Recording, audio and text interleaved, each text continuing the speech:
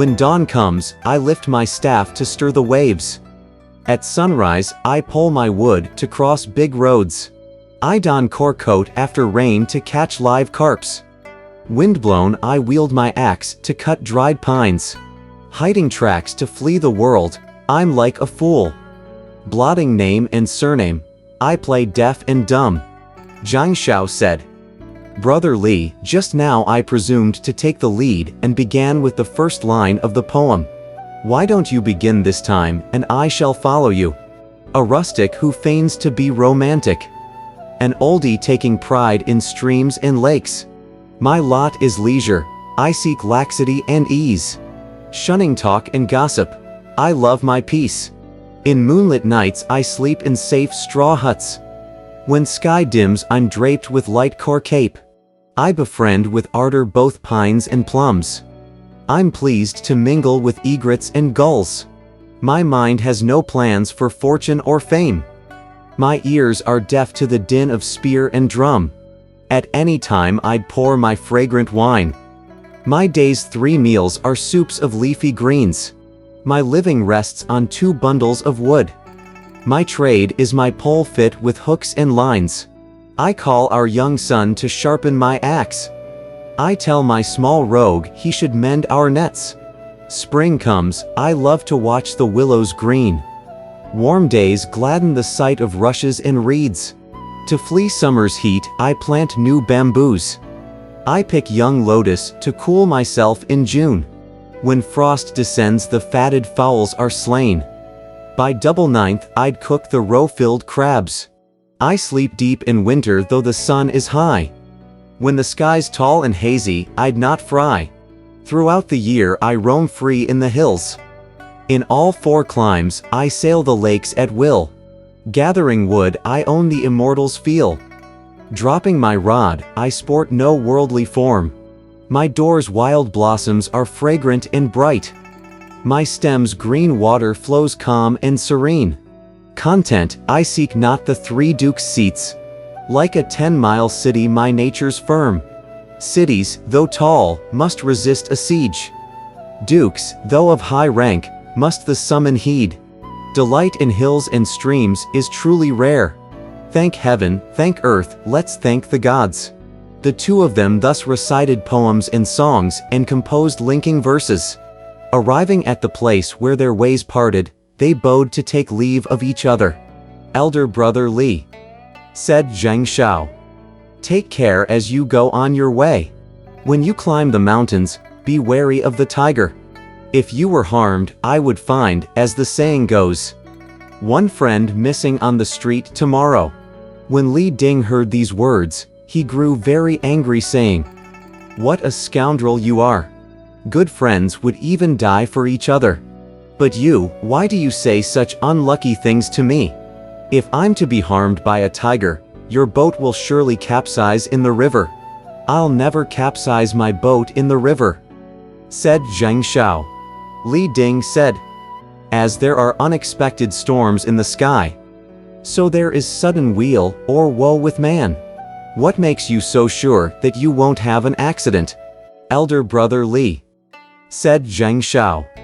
You say this because you have no idea what may befall you in your business, whereas I can predict what'll happen in my kind of business. And I assure you that I won't have any accident. The kind of living you pick up on the waters, said Li Ding, is an exceedingly treacherous business. You have to take chances all the time. How can you be so certain about your future?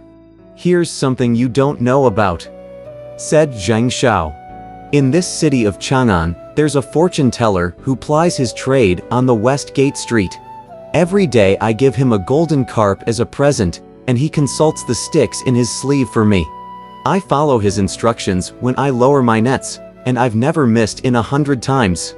Today I went again to buy his prediction. He told me to set my nets at the east bend of the Jing River, and to cast my line from the west bank. I know I'll come back with a fine catch of fishes and shrimps. When I go up to the city tomorrow, I'll sell my catch and buy some wine, and then I'll get together with you again, old brother. The 2 men then parted. There is, however, a proverb. What is said on the road is heard in the grass. For you see, it happened that a yak on patrol in the Jing River overheard the part of the conversation about not having missed 100 times. He dashed back to the Water Crystal Palace and hastily reported to the Dragon King, shouting, "Disaster! Disaster! What sort of disaster?" asked the Dragon King. "Your subject," said the yak, was patrolling the river and overheard a conversation between a woodman and a fisherman. Before they parted, they said something terrible.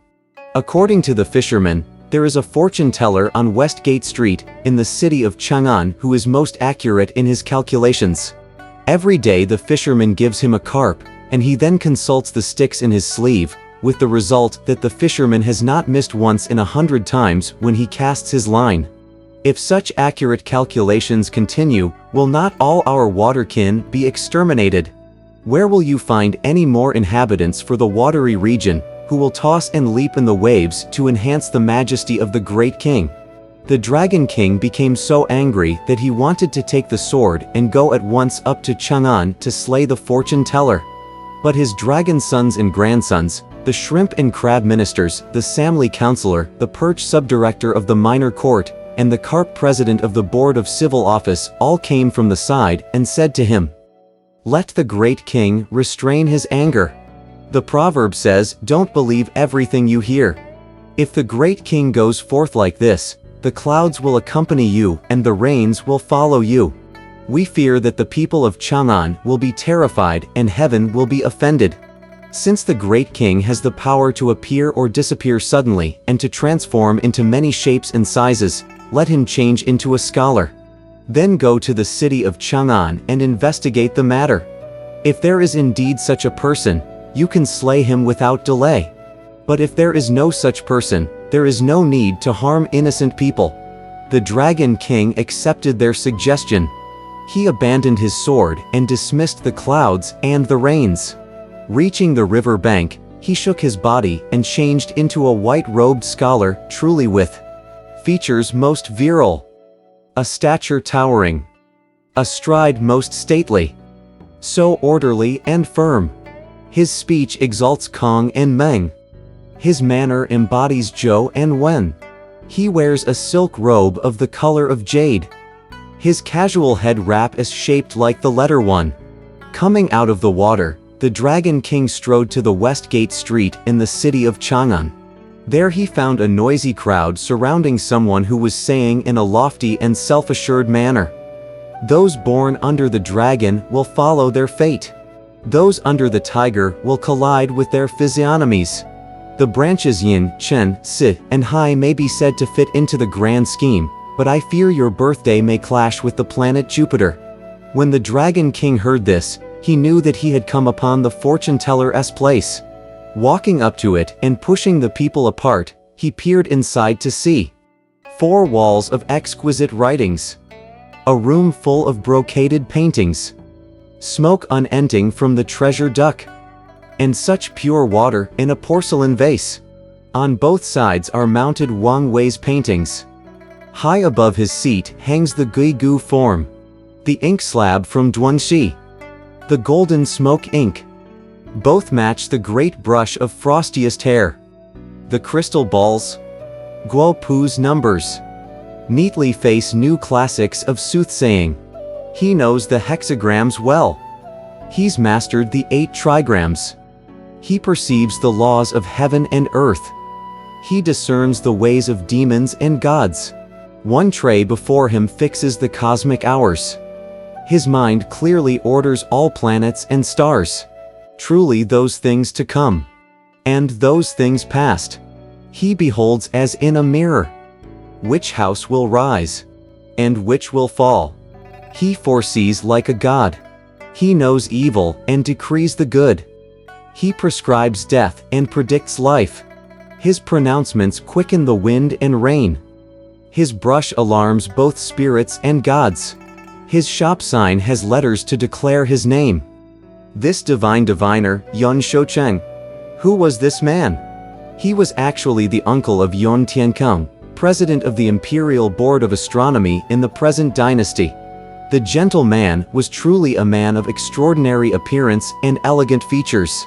His name was known throughout the great country, and his art was considered the highest in Chang'an. The Dragon King went inside the door and met the master. After exchanging greetings, he was invited to take the seat of honor while a boy served him tea. The master asked, "What would you like to know?" The Dragon King said, "Please forecast the weather." The master consulted his sticks and made his judgment. Clouds hide the hilltop, and fog shrouds the tree. The rain you divine. Tomorrow you'll see. At what hour will it rain tomorrow, and how much rain will there be? Asked the Dragon King. At the hour of the dragon the clouds will gather, said the master. And thunder will be heard at the hour of the serpent. Rain will come at the hour of the horse and reach its limit at the hour of the sheep. There will be altogether 3 feet, 3 inches, and 48 drops of rain. You had better not be joking now, said the Dragon King, laughing. If it rains tomorrow, and if it is in accordance with the time and the amount you prophesied, I shall present you with 50 taels of gold as my thanks. But if it does not rain, or if the amount and the hours are incorrect, I tell you truly that I shall come and break your front door to pieces and tear down your shop sign. You will be chased out of Chang'an at once, so that you may no longer seduce the multitude. You may certainly do that, said the master amiably. Goodbye for now. Please come again tomorrow after the rain. The Dragon King took leave and returned to his water residence. He was received by various aquatic deities who asked, "How was the great king's visit to the soothsayer?" "Yes, yes, yes," said the Dragon King.